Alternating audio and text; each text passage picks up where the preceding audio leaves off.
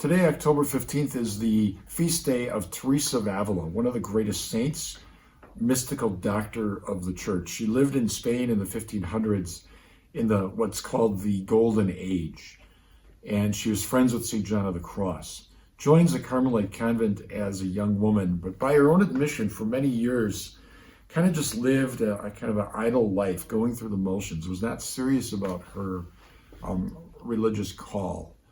And it was a time when many upper class families put daughters that they couldn't find husbands for in the convent. So these sisters would show up at the convent with furniture, with servants, with jewelry, with fine clothes. They were there to kind of just live a life of singleness, not a life of religious fervor. And Teresa got caught up in that for a few years.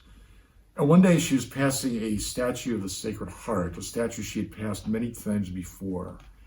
And she felt this force compel her to kneel in front of the statue. And she heard herself saying to Jesus, "Jesus, I'm going to kneel here until you give me compunction for my sins and the confidence to know that I can change."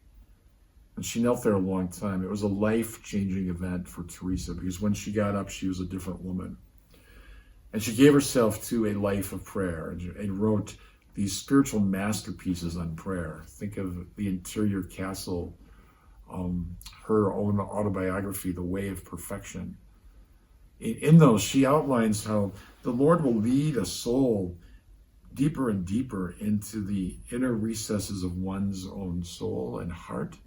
And it's there that we will encounter God.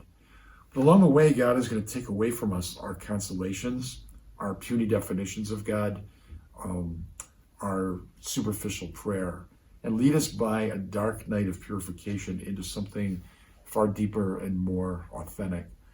So the rest of her life, Teresa dedicated to founding reformed convents of the Carmelites.